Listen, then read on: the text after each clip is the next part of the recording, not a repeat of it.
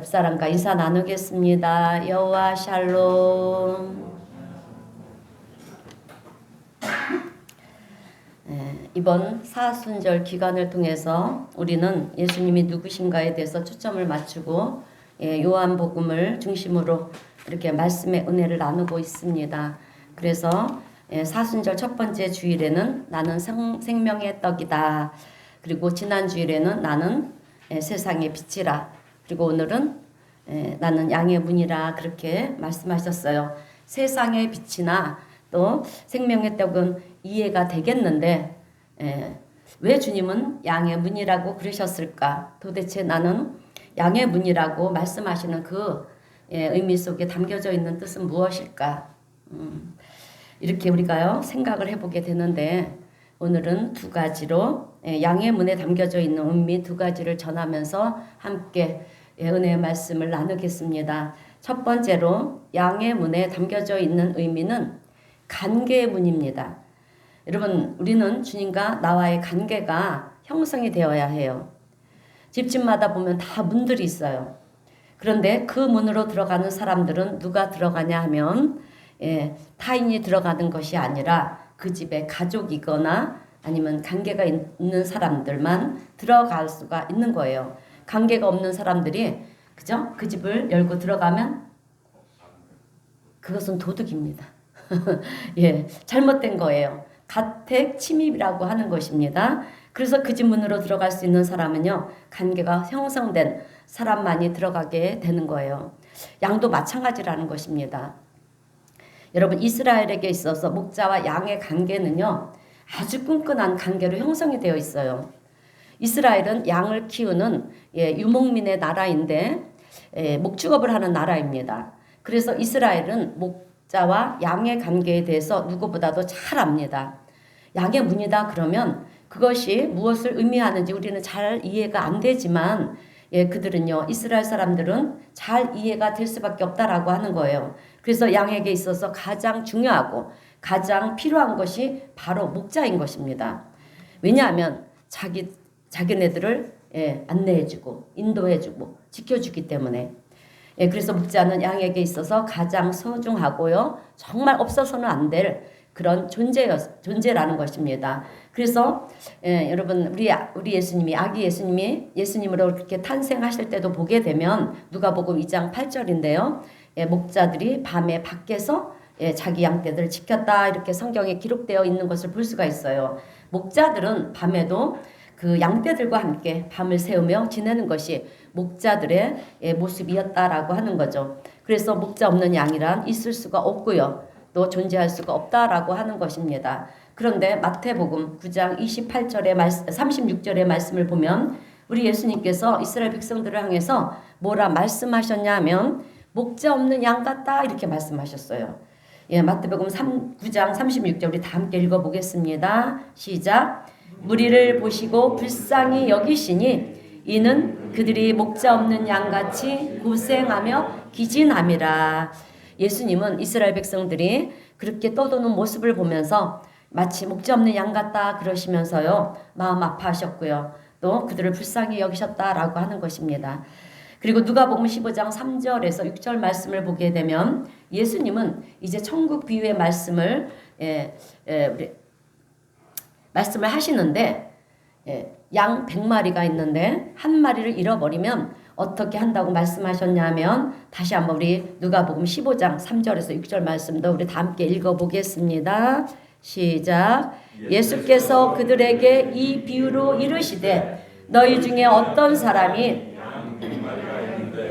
그 중에 하나를 잃으면 99마리를 데려오고 그 잃은 것을 찾아내기까지 찾아다니지 아니하겠느냐. 또 찾아낸즉 즐거워 어깨에 메고 집에 와서 이웃을 불러 모으고 말하되 나와 함께 즐기자. 나의 잃은 양을 찾아 내었노라 하리라. 아멘. 한 마리를 잃어버려도 99마리가 남아있으니까 그까지 한 마리쯤 없어도 된다 그러는 것이 아니라 99마리를 내버려 두고요. 그 한 마리를 찾으러 간다라고 하는 것입니다. 그리고 그 중간에 포기하지 않고요. 그 잃은 것을 찾아내기까지 여러분 찾아다닌다라고 하는 거예요. 절대로 찾기까지는 안 돌아온다라고 하는 것입니다. 그리고 찾으면 어떻게 한다고 하셨냐 하면 그 양을 어깨에 메고 또 친구와 이웃들과 함께 즐거워한다라고 이렇게 성경에 기록되어 있는 것을 볼 수가 있어요. 그 마마만큼 목자에게 있어서 양은 진심이 담겨 있는 그런 대단한 관계성을 가지고 있다라고 하는 거예요. 그래서 목자들은 양을 위해서 양의 우리를 만들고요. 또 울타리를 만들어서 양들이 그렇게 살 수 있도록 집을 만드는데 그냥 얼기설기해서 만드는 것이 아니라 대충 만드는 것이 아니라 이제 돌벽으로요. 높지는 않지만 아주 튼튼하게 그렇게 만들고 또 그 위에 가시덤불 같은 것을 올려놓는 거예요. 짐승들의 침입을 막기 위해서 보호막을 다 해놓는다라고 하는 거죠. 그리고 돌벽으로 그렇게 동그랗게 지어놓은 울타리 가운데는 여러분 뭐가 있느냐 하면 문이 하나 있어요. 문이 하나 있는데 양들이 들어왔다 나갔다 이렇게 할 수 있는 작은 문을 내놓는 것입니다. 그런데 때로는 그 지역에 이제 풀이 다 먹게 되면 어떻게 됩니까? 양들을 데리고 양떼들을 데리고 멀리 나가지 않습니까? 그렇게 멀리 갈 때는 집까지 이제 돌아오기가 뭐하니까 임시로 울타리를 만들어요. 울타리를 만드는데 문을 달 수가 없으니까 이 목자가 자기가 친히 문이 되는 거예요. 울타리에 문을 달지 못했기 때문에 그 목자는 이 문 자리에 문이 있어야 되는 그 자리에 앉아가지고 이제 문 역할을 하는 것이 목자들이라는 것입니다. 이런 여러 가지 정황들을 볼 때 목자와 양의 관계는 정말 가깝고도 친밀한 그런 사랑의 관계인 것을 우리가 볼 수가 있어요. 그래서 오늘 예수님도 이런 목자와 양의 관계를 이야기하시면서 중요한 것 한 가지를 말씀하시는데 그 말씀이 오늘 본문 3절 4절이에요. 양은 목자의 음성을 알아듣고 따른다 이렇게 기록이 되어 있어요. 여러분 양이 목자의 음성을 알아듣는다라고 하는 것은 중요한 관계라는 거예요. 양 전문가들의 얘기를 들어보면 여러분 양은 그렇게 어리석은 것 같아도 절대로 어리석지가 않다라고 합니다. 주인이 다른 여러 양들과 섞어놓고 목자가 가자 그러면 여러분 그 목자에게 속한 양들은요. 그 자기 목자의 음성을 듣고 따라온다라고 하는 거예요. 참 신기하게도 내 목자의 음성을 그 양들은 머릿속에 기억하고 있다라고 하는 것입니다. 그래서 자다가도 목자가 부르면요. 이 양들은 그 목자의 음성을 들리면 일어나서 그 목자를 따라간다라고 하는 거예요. 어디로 가든지 그 길을 따라가면서 목자가 알아서 푸른 풀밭, 실마나 물가로 나를 인도해 줄 거야. 그것을 알고 따라간다라고 하는 것입니다. 그래서 모든 양들 중에는요. 자기 목자의 음성을 기억하지 못하는 양들은 한 마리도 없다라고 하는 거예요. 오히려 다른 목자가 부르면 무서워서 도망을 친다라고 성경은 기록하고 있어요. 그래서 오늘 본문 5절 말씀도 보게 되면 타인의 음성을 알지 못하는 고로 타인을 따르지 아니하고 도리어 도망하느니라 이렇게 말씀합니다. 양들은 다른 목자의 소리에는 무서워서 도망을 가는데 자기 목자의 소리면 따라간다라고 하는 말씀이죠. 그런데 오늘 이렇게 양의 문이라고 말씀하시는 오늘 본문 요한복음 10장 전에 우리는 항상 문맥을 연결해 봐야 돼요. 10장 전에 요한복음 9장에서 무슨 이야기가 나오냐 하면 우리 예수님께서 길을 가시다가 날 때부터 맹인된 사람을 만나는 거예요. 그래서 예수님께서는 그 맹인된 사람의 눈을 고쳐주셨습니다. 그래서 주변에 있던 사람들이 다 놀라는 거예요. 앞을 보지 못하는 자를 앞이 보게 되었으니 얼마나 놀라겠습니까? 그래서 아니 이 사람은 날 때부터 보지 못하던 맹인이었는데 어떻게 보게 되었느냐? 그러면서 바리새인들도 조차도 신기한 것입니다. 그런데 여러분 바리새인들은요 사실 맹인의 눈을 뜬 것에 대해서 관심이 있지는 않았어요. 그들은 안식일에 네가 이렇게 치유를 받았는데 너를 고친 사람이 누구냐? 안식일에 일을 했다는 거예요. 안식일에는 쉬어야 되는데 아무것도 하면 안 되는데 여러분 이게 중요해요. 안식일에는 오직 하나님의 영광만을 위해서 우리가 예배 자리에 있어야 되는 거예요. 자, 안식일을 범한 사람이 누구냐? 그 사람은 죄인이다. 이렇게 정죄하는 거예요. 이 바리새인들이. 여러분 안식일의 주인이 누구십니까? 네, 예수님이시잖아요. 그런데 그 예수님을 향해서 죄인이라고 얘기를 하는 것입니다. 그러면서 이 맹인이었던 사람에게 그 사람이 누군 줄 아느냐? 이렇게 묻는 거예요. 그러니까 맹인이었다가 보게 된 그 사람은 나는 그 사람이 누구인지 알지를 못합니다. 예. 그 사람이 어디서 왔는지 어떤 사람인지 나는 알지를 못해요. 단지 내가 아는 것은 내가 맹인으로 있다가 지금 내가 이렇게 보는 것 이것만 내가 압니다. 이렇게 얘기를 하고 바리새인들을 멀리하는 것을 볼 수가 있습니다. 그때 예수님께서는 이 맹인이었던 사람에게 다가가요. 다가가서 이렇게 얘기를 하시는 거예요. 그 말씀이 요한복음 9장 35절 말씀인데 내가 인자를 아느냐? 그러자 맹인이 당신은 누구십니까? 이렇게 묻는 거예요. 그러자 우리 예수님은 내가 바로 너의 눈을 뜨게 한 사람이다 이렇게 말씀을 하셨어요. 그러자 맹인은 주저하지 않고 주여 내가 믿나이다 하면서 절을 하는 것입니다. 그 자리에서 바로 여러분 주님을 영접하는 거예요. 그 다음에 이 사건이 있고 난 다음에 예수님께서 말씀하시는 것이 나는 양의 문이다. 양은 내 음성을 듣고 따른다. 이 말씀을 하시는 거예요. 이런 관점에서 바리새인들과 예수님과의 관계를 우리가 가만히 생각해 보면 분명해지는 것이 하나 있어요. 여러분 바리새인들은 예수님이 당신이 하나님의 아들이고요. 또 그리스도라고 하는 것을 수도 없이 말씀을 했어요. 말씀을 했지만 그것을 이해하지 못하는 것입니다. 들으려고도 하지 않았어요. 받아들이지를 못하는 거예요. 맹인은 금방 받아들였는데 바리새인들은 받아들이지를 못하는 거예요. 이것에 대해서 예수님은 빗대어서 오늘 이 말씀을 하고 계시는 것입니다. 그것이 무엇이냐? 너희들은 내가 얘기를 해도 내 음성을 알아듣지를 못한다. 이 말은 곧 너희들은 내 양이 아니라는 거예요. 여러분 무서운 말씀인 거예요. 그런데 맹인이었다가 보게 된 이 사람은 내가 얘기를 하니까 어떻게 합니까? 듣는다는 거예요. 듣고 바로 영접하는 것을 통해서 뭘 아느냐? 이 사람은 나의 양이라고 하는 거예요. 수많은 양들이 섞여 있어도요. 자기 주인의 목소리를 분명하게 알고 따라온다라고 하는 거예요. 양은요. 그런데 바리새인들과 유대인 중에 일부는 이런 놀라운 표적을 그저 기적을 봤잖아요. 기적을 보면서도 예수님을 인정하지 않았어요. 그리고 계속해서 질문을 하는 것입니다. 오늘 본문 요한복음 10장 24절 뒷부분을 보면 이런 질문을 하는 거예요. 요한복음 10장 24절입니다. 우리 함께 읽어보겠습니다. 시작. 유대인들이 에워싸고 이르되 당신이 언제까지나 우리의 마음을 의혹하게 하려 하나이까? 그리스도이면 밝히 말씀하소서 하니 우리의 마음을 의혹하게 한다는 말은요. 자꾸 의심이 든다는 거예요. 혼돈스럽다는 거예요. 그러면서 당신이 그리스도이면 밝히 말해 주십시오. 이런 얘기를 지금 하고 있는 거예요. 그런데 여기에 대해서 그 다음 절 25절 말씀을 보게 되면 예수께서 대답하시되 내가 너희에게 말하였으되 믿지 아니하는도다. 예수님은 여러 번 말을 했다는 것입니다. 말을 했지만 너희들이 믿지를 않았다는 거예요. 그러면서 결론적으로 하시는 말씀이 26절 27절입니다. 너희가 내 양이 아니므로 믿지 아니하는도다. 내 양은 내 음성을 들으며 나는 그들을 알며 그들은 나를 따르느니라. 여러분 예수님은 너희가 내 양이 아니라서 믿지를 못하는 것이고요. 그렇게 믿지를 못하는 것이라고 그렇게 말씀을 하고 계십니다.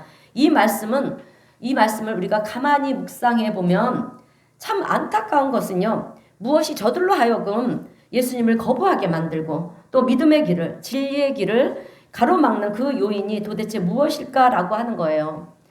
여러분 바리새인들은 공부를 많이 한 지식인들이었어요. 그래서 학자적인 그런 식견들이 있는 그런 사람들입니다. 그러다 보니까 그들이 글쎄 그동안 연구한 것들이 있을 거 아니겠습니까? 학식이 그렇게 공부를 많이 한 지식인들이니까 또 자기가 가지고 있는 어떤 그런 지식과 견해도 있었을 것이고요. 그리고 자기의 종교적 개념도 있었을 거예요. 신념이 있었습니다. 그런데 그들의 종교적 신념이 무엇이냐면 모세의 율법 외에는 받아들이지를 못하겠다는 거예요. 여러분 모세의 율법, 모세오경이에요. 창세기, 출애굽기, 레위기, 민수기, 신명기 이것만 인정을 한다는 거예요. 그것만이 그들은 길이요 진리요 생명이라고 그렇게 생각을 했습니다. 그런데 예수님이 이 모세의 율법을 뛰어넘어서 안식일을 자꾸 범하는 거예요. 범하면서 말씀을 하시니까 그들은 받아들일 수가 없는 것입니다. 안식일의 주인이 예수님이신데 그것을 모르고요. 그들은 자꾸 예수님을 향해서 당신은 모세보다 큰 자입니까? 이렇게 자꾸 질문을 하는 거예요. 예수님께서 내가 그리스도라고 그렇게 말씀을 해도 받아들이지를 못하는 것입니다. 목자의 음성을 듣지를 못한다라고 하는 거죠. 그래서 예수님은 그런 바리새인들을 향해서 너희는 내 양이 아니다. 이렇게 말씀을 하시는 거예요. 여러분 오늘 우리도 마찬가지예요. 이 시대를 살아가는 수많은 사람들도 보면은 여러분 우리가 전도를 해보면 알지 않습니까? 우리가 예수님은 하나님의 아들이십니다. 예수님은 우리의 구원자이십니다. 예수를 믿어야 천국을 갑니다. 천국 갑니다. 그러면 받아들이지 않는 사람들이 여러분 얼마나 많은지 몰라요. 그래서 왜 안 받아들이나 하고 보면 세상적인 식견들이 학식과 견문들이 그들의 생각을 사로잡고 있다라고 하는 거예요. 그래서 말도 안 되는 소리를 하지 말라. 어디 예수님이라는 존재가 어디 있느냐. 그럽니다. 그런데 우리가 전도를 하고 또 복음을 전할 때 주님께 속한 사람은 금방 받아들이는 것을 볼 수가 있어요. 그러나 세상 많은 사람들은 복음을 거부하고요. 진리를 받아들이고 하지 않고요. 들으려고도 하지 않는다는 거예요. 참 안타까운 일이 아닐 수가 없다라고 하는 것입니다. 여러분 우리 교회는 장로교회예요. 칼빈의 교리를 따르는 교회입니다. 그리고 감리교회는요. 존 웨슬리의 교리를 따르는 교회예요. 그런데 장로교회와 감리교회의 차이점이 무엇이냐 하면 우리 장로교회에서는 칼빈이 얘기하기로 이중 예정설을 얘기를 합니다. 이중 예정설이 무엇이냐 하면 구원받을 사람이 있고요. 지옥 갈 사람이 결정되어 있다, 예정되어 있다라고 하는 것입니다. 이것이 칼빈의 이중 예정설이에요. 그런데 감리교는 그런 것이 아니라 하나님은 우리에게 자유의지권을 주셨다. 그래서 하나님은 우리 모두에게 은혜의 문을 활짝 열어주셨는데 우리의 의지를 가지고 내가 믿느냐 안 믿느냐 우리의 선택에 달려 있다라고 하는 거예요. 이것이 존 웨슬리 교리의 감리교의 가르침입니다. 그런데 저는 장로교회 목사이지만 여러분 우리 두 교리 중에 감리교 쪽에 교리가 좀 더 이렇게 마음이 가는 것입니다. 그런데 하나님은 우리에게 자유의지를 주셨어요. 사실은 그죠? 우리가 선택하게 하고 세상 모든 사람에게 착한 사람이든 뭐 나쁜 사람이든 잘난 사람이든 못난 사람들이든 악인들이든 모든 사람에게 은혜의 빛을 다 비춰주셨어요. 누구든지 다 결심을 하고요. 주님을 영접하면 하나님의 자녀가 되고 또 천국을 소유하는 자가 되는 거예요. 그런데 그것이 아니라 구원받을 사람, 지옥 갈 사람이 이미 결정되어 있다라고 하면 굳이나 우리가 신앙생활을 열심히 할 필요도 없고요. 대충 해도 되고 또 무슨 전도를 합니까? 뭐 그렇게 예정되어 있다라고 하면 그죠? 어차피 구원받을 사람은 구원을 받을 것이고 또 지옥 갈 사람은 지옥 갈 것인데 좀 말이 안 되는 것처럼 그렇게 저는 느껴지는 거예요. 그래서 제가 그 당시에 대단한 학자였고요. 신학자였고 또 지성이었던 우리 장로교회 창시자인 칼빈 선생님은 도대체 왜 그런 이중 예정설을 그렇게 얘기를 했을까? 좀 가만히 생각해 보니까 알게 되는 것이 있었어요. 오늘 말씀도 그렇고요. 우리가 전도할 때도 보게 되면 알게 되는 거예요. 여러분 우리가 전도를 하다 보면 어떤 사람들은 그렇군요 하면서 진리를 받아들이는 사람들이 있어요. 그래요. 그래서 나도 예수님을 믿어야겠습니다 하는 사람들이 있는가 하면 어떤 사람은 외면을 합니다. 들으려고도 하지 않아요. 너나 믿으라는 것입니다. 이것을 칼빈 선생님이 볼 때 마치 이 사람들은 하나님께서 구원을 못 받도록 아예 정해놓은 사람처럼 그렇게 보이지 않았는가. 그래서 예수님의 우리의 삶이 어떤 분이신지를 그들이 알지를 못하면서 들으려고도 하지 않으니까 무조건 무시하고 아무리 얘기를 해도 진리를 거부하는 그런 모습을 보면서 마치 그들은 지옥의 자리를 결정해 놓은 사람들처럼 그렇게 보여지 않았을까라고 저는 생각해 봤어요. 그래서 칼빈이 이런 이정 예전서를 얘기하는 것은 아니었나 생각해 봤습니다. 하나님의 절대 주권 아래 구원받은 사람, 구원받을 사람, 구원 못 받을 사람을 정해놨다라는 것입니다. 그러고 보니까 그런 것 같은 거예요. 그런데 다시금 돌이켜 생각해 보면 여러분 사울이 바울이 되지 않았습니까? 여러분 우리를 봐도 한번 생각해 보세요. 우리가 구원받을 자였습니까?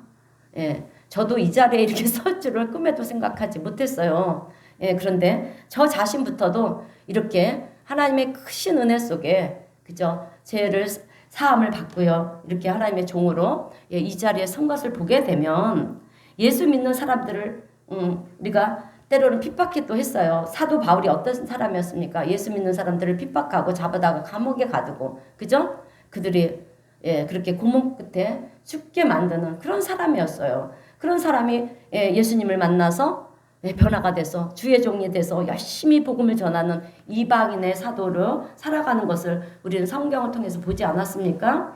그러니까 우리의 어떤 식견으로는요. 저 사람이 구원받을 사람이다. 지옥 갈 사람인지 우리는 사실 알 수가 없다라고 하는 거예요. 그래서 교리가 중요한 것이 아니라 교파가 중요한 것이 아니라 우리는 하나님의 섭리가 어떠한지 우리의 머리로는 사실 알 수가 없어요. 그러나 안타까운 것은 우리가 그렇게 예수 그리스도를 전해도 진리를 전해도 끝까지 받아들이지 않으려고 하는 사람들이 많이 있다라고 하는 것입니다. 여러분 우리가요 똑같은 설교 말씀을 들어도 어떤 사람은 마음에 찔림이 있어요. 그죠? 아 주님의 뜻은 이런 것이었구나. 내가 그동안 잘못 살아왔구나. 오늘 이후로 내가 돌아서서 바른 삶을 살아야 되겠다 이런 분이 있고 또 어떤 사람은요 말씀을 들으면서 위로를 받기도 해요. 그리고 새 힘을 얻기도 합니다. 맞아. 주님이 나와 함께 하시니 힘을 내야겠다. 이런 사람들도 사실 있어요. 그런데 어떤 사람은 귀를 닫아 버렸는지 아무리 말씀을 전해도 그 말씀이 지루하게 들리는 것입니다. 마음에 들어오지 않아요. 알아듣지를 못하는 거예요. 사실 여러분 처음 교회 오면 이런 상황이 우리도 접하지 않았습니까? 목사님이 아무리 설교를 해도 귀에 들리지 않아요. 무슨 말인지 뭐가 뭔지도 몰라서 지루하게 느껴지고 그래서 졸기도 하고 그럽니다. 처음에는 다 그래요. 그러다 보니까 정말 주님의 음성을 듣는 양이 따로 있구나 이런 생각 우리가 할 때가 있지만 그거는 우리의 소견이에요. 생각이에요. 아닙니다. 여러분 예배의 자리라고 하는 것은 설교하는 설교자가 있고 그것을 듣는 성도가 있는 자리가 예배의 자리가 아니에요. 여러분 이 자리에는 눈에 보이지는 않지만 우리 주님이 함께 하시는 자리인 줄로 믿습니다. 성령님이 은행하시는 자리예요. 하나님이 임재하시는 자리예요. 그래서 누가 서서 이 자리에서 설교를 하더라도요. 하나님께서는 그 사람의 입술을 통해서 꼭 필요한 말씀을 전해주시는 것이 바로 예배의 자리라고 하는 것입니다. 그래서 예배를 드릴 때 누가 설교를 하든지 그 말씀을 들으면서 우리는 마음에 찔림이 있어야 되는 거예요. 깨닫는 은혜가 있어야 되고요. 들을 귀가 있어야 되는 줄로 믿습니다. 들으면서 은혜를 받게 될 때 여러분 그것이 무엇이냐면 나는 주님께 속한 자라고 하는 증거예요. 내 양은 내 음성을 듣는다. 그런 관계가 형성이 되는 자리가 바로 예배의 자리라고 하는 것입니다. 그러므로 오늘 우리 성도님들은 우리의 목자가 되시는 양이 문이 되시는 예수님과 좋은 관계를 통해서 우리의 출입을 주관하시는 그 예수님으로 인해서 매주일 예배를 드릴 때마다 주님과 돈독한 관계, 신뢰의 관계, 사랑의 관계를 형성할 수 있는 우리 성도님 모두가 되시기를 주님의 이름으로 축원드립니다. 두 번째로 양의 문은 무슨 의미인가? 여러분 양의 문은 구원의 문을 의미하는 것입니다. 모든 양들은요 문을 통해서 출입을 해요. 출입을 할 수가 있어요. 담장을 뛰어넘는 양들은 없습니다. 양은 담장을 뛰어만할 능력도 없어요. 다리가 짧잖아요. 그래서 오늘 본문 9절 말씀도 보게 되면 내가 문이니 누구든지 나로 말미암아 들어가면 구원을 받고 또는 들어가며 나오며 꼴을 얻으리라 이렇게 말씀하고 있어요. 여러분 꼴은요 먹이를 말하는 거예요. 푸른 풀, 푸른 초장 이런 것을 말하는 거예요. 그래서 들어가며 나오며 꼴을 얻는데 그 앞부분을 보면은요 나로 말미암아 들어가면 구원을 받고 이런 것은 이것은요 천국을 말하는 거예요. 여러분 구약을 보게 되면 이스라엘 백성들이 출애굽을 해서 광야에서 살아가게 될 때 성막을 만들었어요. 이 성막은 하나님의 집이에요. 하나님이 전이 계시는 성막인데 그곳에는 성소가 있고요. 지성소가 있어요. 그리고 바깥들이 있고 또 물두멍이 있고 담장이 있는데 여러분 문이 있어요. 그런데 이 성막은요. 천국의 모형이에요. 천국의 모형이면서 그 하나하나가 다 예수 그리스도를 상징하고 있다라고 하는 것입니다. 그런데 그 성막에 있는 문도요. 마찬가지로 예수 그리스도 우리 예수님을 상징을 하는 거예요. 그런데 오늘 본문 말씀에서도 이 문을 통해서만 출입을 할 수가 있는데 나로 말미암아 그랬어요. 누구입니까? 나로 말미암아? 네, 예수님으로 말미암아 들어가면 구원을 받는다. 천국문도 마찬가지라는 거예요. 오직 예수 그리스도를 통해서만 우리가 천국으로 들어갈 수가 있다라고 하는 것입니다.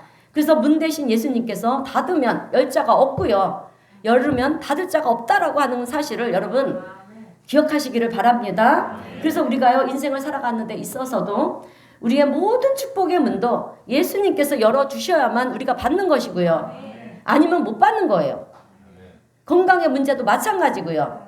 예, 장수의 축복도 마찬가지라고 하는 것입니다. 여러분 우리가 이렇게 숨을 쉬면서 먹고 마시고 뛰고 걷는 것을 당연하다라고 생각하면 안 됩니다.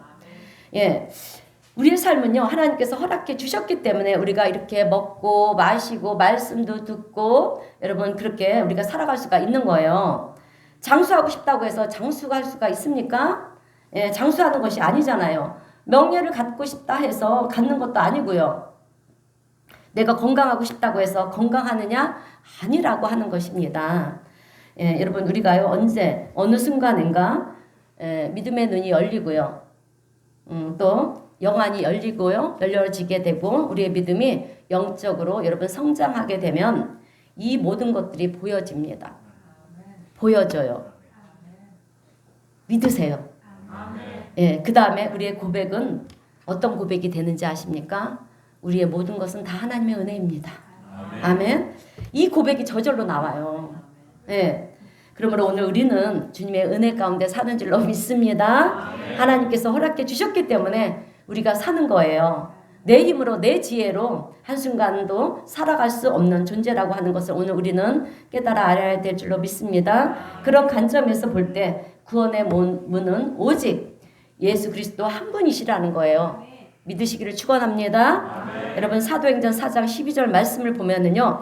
구원을 받을 만한 그 다른 이름을 우리에게 주신 적이 없다라고 했어요. 우리 사도행전 4장 12절 말씀 다 함께 읽어보겠습니다. 시작.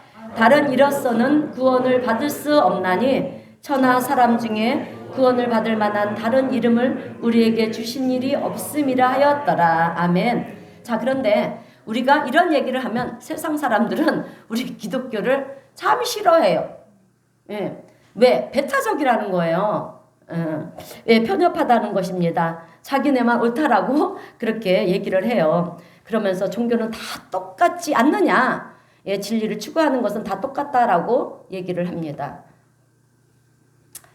예, 오늘 우리 성도님들은 다 똑같다고 생각을 하십니까?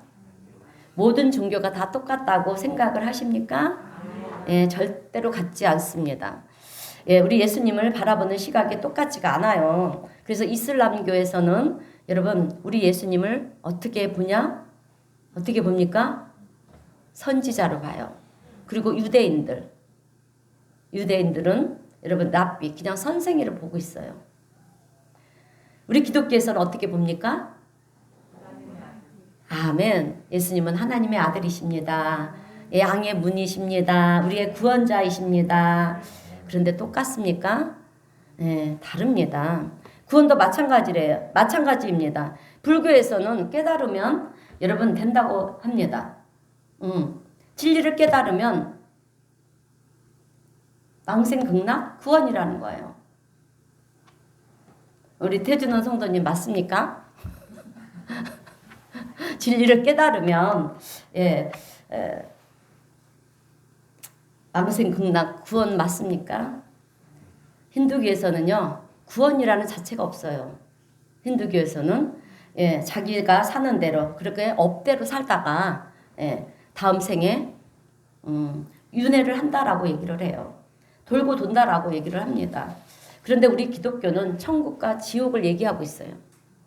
그래서 구원받는 자는 천국으로 가고요. 예, 그렇지 않는 자는 지옥으로 가는 것입니다. 여러분 똑같습니까? 똑같지 않아요. 공통된 점이 있다라고 하면 모든 종교는 공통된 점이 하나 있어요. 유일하게. 그것이 뭐냐면 선한 일을 한다는 거예요. 어떤 종교도 선한 일을 하고 있어요. 그런데 세상에서도 자선 사업을 하는 분들도 또 개인적으로나 또 복지관에 뭐 이런 것을 통해서 여러분 다 선한 일을 합니다. 그것을 우리는 종교라고 얘기를 하지 않아요. 그런데 정말 중요한 것은 천지를 창조하시고요. 우리의 죽음 이후의 삶까지도 주관하시는 분이 계시다라고 하는 것입니다. 모든 종교에서는 다 다른 얘기를 하면서 어떻게 같다라고 얘기를 할 수가 있는지 모르겠어요. 여러분 이 땅 모든 사람들에게는 죄가 있지 않습니까? 우리는 아담과 하와의 후손들이에요. 그들의 지은 죄로 인해서 우리가 그 피를 물려받았잖아요. 우리 죄의 속성들이 있습니다. 그래서 죄의 속성들이 있다 보니까 여러분 우리가 죄를 안 지려고 해도 어느 순간 나도 모르게 죄를 져요. 그래서 우리가 알면서도 죄를 지을 때가 있고요. 모르면서도 지을 때가 있어요. 그 죄를 어떻게 할 것입니까? 그러면 내 죄의 문제를 우리는 스스로 해결할 수가 없어요. 그리고 죄의 삭은 사망이라고 했잖아요. 우리가 죽어야 되는데 내가 죽지 않으려면 나를 대신해서 누가 죽어줘야 되는 거잖아요. 자, 그래서 우리는 내 죄의 문제를 우리는 스스로 해결할 수가 없어요. 그러면 내 죄의 문제를 해결해 줄 수 있는 사람이 누구냐라고 하는 거예요. 누구십니까? 아멘. 그래요. 우리 예수님인 줄로 믿습니다. 여러분 세상 어떤 종교가 죄의 문제를 사하여 줍니까? 불교에서 깨달으면 죄가 없어집니까? 죄는 없어지지 않아요. 내가 열심히 돌을 닦는다고 해서 죄가 사라지지 않는다라고 하는 거예요. 내가 착한 일을 많이 한다고 해서 내 죄가 없어집니까? 그렇지 않다라고 하는 거예요. 여러분 내 죄가 사함을 받지 못하면 우리는 천국에 갈 수가 없어요. 천국은 죄가 없는 사람들만이 가는 거예요. 예수를 믿는 사람들만이 갈 수가 있는 곳입니다. 그런데 성경은 이 모든 것을 우리에게 분명하게 말씀해주고 있다라고 하는 거예요. 그래서 죄가 없으신 하나님의 아들 예수 그리스도가 내 죄를 대신해서 나를 위해서 십자가에서 죽으셨다라고 하는 거예요. 그 죄값을 우리의 죄값을 치러 주셨다라고 하는 것입니다. 그래서 우리는 오늘 믿기만 하면 되는 거예요. 그래서 오늘 우리가 이것을 믿음으로 받아들이고요. 예수님을 내 마음에 영접하면 우리는 하나님의 자녀가 되고요. 구원을 받는 자가 된다라고 하는 사실입니다. 믿으시기를 축원합니다. 그래서 오늘 우리의 목자 되신 예수님께서 말씀하시는 것이 무엇이냐? 내가 너희 대신 죽음으로 말미암아 너희는 제사함을 받았다라고 말씀하고 있어요. 여러분 세상에서 제사함을 얘기하는 종교는 없어요. 봤습니까? 없습니다. 우리 기독교밖에는 없어요. 그러면 주님께서 말씀하신 내가 너희를 대신하여 죽음으로 너희는 제사함을 받았다. 이 말씀 앞에 예수님의 양인 우리들은 어떻게 반응을 해야 됩니까? 간단해요. 아멘으로 반응하면 됩니다. 여러분 주님의 음성, 목자의 음성을 듣고 우리는 반응을 해야 되는 거예요. 아멘. 주님 감사합니다. 나를 구원해 주셔서 감사합니다. 우리의 모든 것들은 다 하나님의 은혜입니다. 나는 예수님의 내 죄를 사하여 주신 것을 믿습니다. 이렇게 반응을 하면 되는 거예요. 이렇게 반응하는 자가 누구냐? 그리스도인들이라고 하는 것입니다.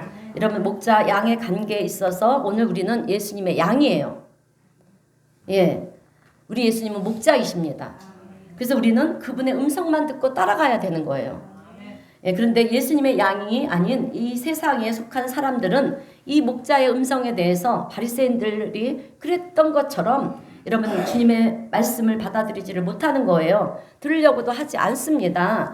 그런데 우리가 감사한 것은 이 목자는 자기의 양의 이름을 다 안다라고 하는 거예요. 이런 것을 볼 때 참 우리 칼빈 선생님이 이중 예정서를 얘기한 것이 아닌가.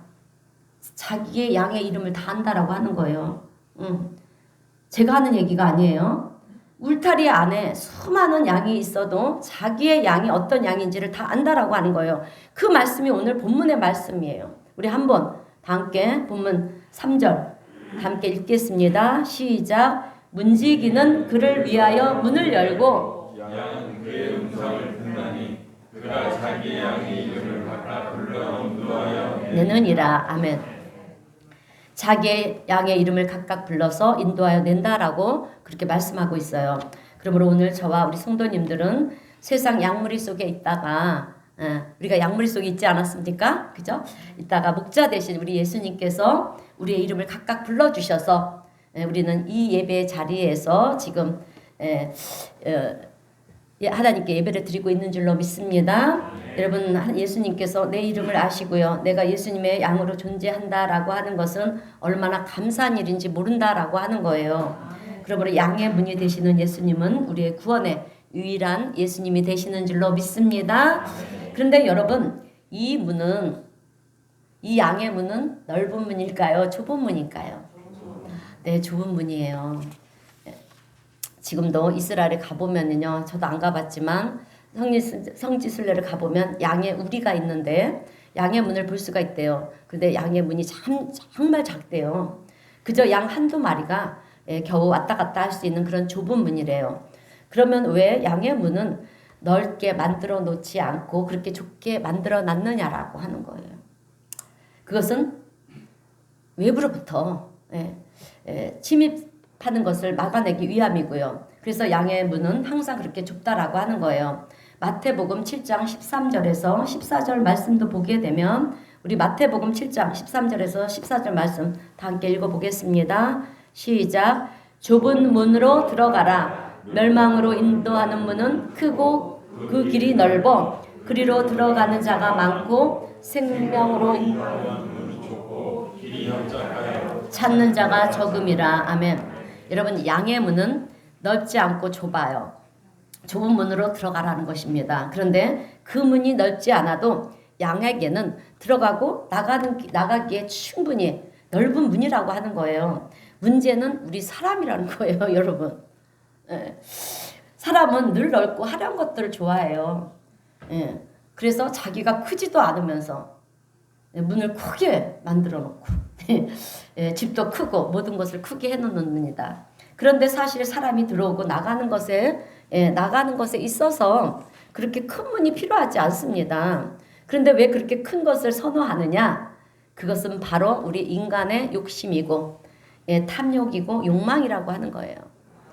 그런데 여러분 그 욕심과 욕망이 쌓이다 보니까 예수님을 믿는 것이 너무도 좁은 문으로 보이는 거예요. 그런데 여러분 내가 주님의 양이 되고 나서 보면은요 신기하게도 그 좁은 문이 좁아 보이던 그 문이 넓게 보입니다.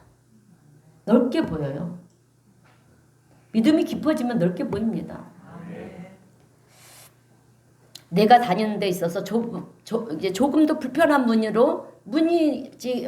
아니라는 것입니다. 여러분 우리가요 예수님을 믿기 전에는 예수님을 믿으면 에이 이것도 못하고 저것도 못하고 그죠? 절대된 생활을 해야 되고 세상 것을 다 하면 안 되고 가려야 되는 거예요. 그죠? 그러니까 정말 좁은 문으로 들어가는구나 이렇게 우리가 생각을 합니다. 생각을 하는데 예수님을 믿고 목자 되신 주님과 동행을 하다 보면 여러분 내가 다니는 문이 좁은 문이 아니라 넓은 문이라는 사실을 알게 돼요. 그래서 모든 것이 다 감사할 수가 있어요. 내가 왜 세상에서 그렇게 헛된 것을 쫓으며 살았는지 사도 바울과 같은 그런 고백이 나오는 거예요. 내가 그동안 그렇게 귀하게 여겼던 것을 여러분 배설물로 여기는 그런 상황들이 벌어집니다. 실제로요. 여러분 오늘 본문 요한복음 10장 27절 28절 말씀도 보게 되면 우리 다 함께 한번 읽어보겠습니다. 시작. 내 양은 내 음성을 들으며 나는 그 길을 알며 그들은 나를 따르리니라. 내가 그들에게 영생을 주노니 영원히 멸망하지 아니할 것이요 또 그들을 내 손에서 빼앗을 자가 없느니라. 아멘. 여러분 주님의 양은 주님의 음성을 듣습니다. 이제 말씀을 마무리하겠습니다. 자, 음성을 듣습니다. 그런데 듣기만 하는 것이 아니라 따라갑니다. 목자가 가는 것은 어디든지 따라가는 거예요. 그런데 그렇게 하는 자에게 오늘 예수님께서 하신 말씀은 영생을 주신다라고 했어요. 여러분, 주님의 음성을 듣고요, 그 음성을 따르는 삶이 무엇이냐 하면 바로 좁은 문으로 들어가는 거예요.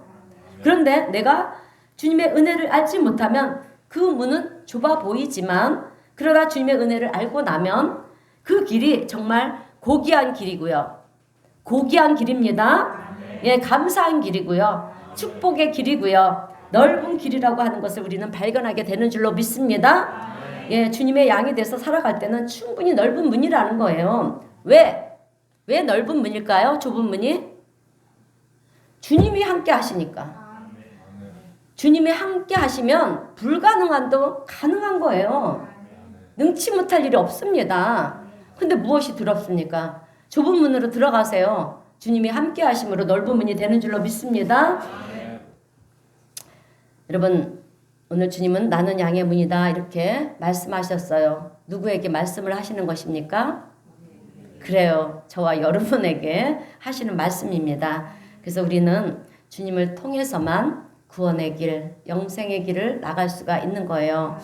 그러므로 오늘 우리 성도님들은 이것을 믿음으로 고백하시고요. 또 우리를 위해서 기꺼이 양의 문이 되어주신 우리 주님께 감사하면서, 그리고 찬송하면서 믿음의 길을 끝까지 승리할 수 있는 우리 모든 성도님들이 되시기를 주님의 이름으로 축원드립니다. 네, 기도하겠습니다. 사랑 가운데가 충만하신 하나님 아버지, 오늘 귀하고 복된 성일에 양의 문이 되신 우리 주님의 그 사랑을 다시 한번 저희들이 기억하며 감사할 수 있게 하여 주시니 감사합니다. 우리의 삶 가운데 주님, 우리와 늘 동행하여 주시고 양의 문이 되어 주셔서 우리의 출입을 지켜주옵시고 또 우리를 인도하여 주시옵소서. 그래서 주님으로 인하여 기쁨과 감사가 마르지 아니하는 복된 우리 성도님들이 다 되게 하시고, 또 한 주간도 하나님의 자녀로 강하고 담대한 믿음을 지키며 승리하여서 우리 하나님께 영광을 올려드리는 귀하고 복된 성도님 모두가 될 수 있도록 우리 주님 축복하시고 은혜를 베풀어 주시옵소서. 우리 주님 함께 하심을 믿고 감사드리오며 예수님의 이름으로 기도하옵나이다. 아멘. 찬송가 521장 다 함께 찬송하겠습니다.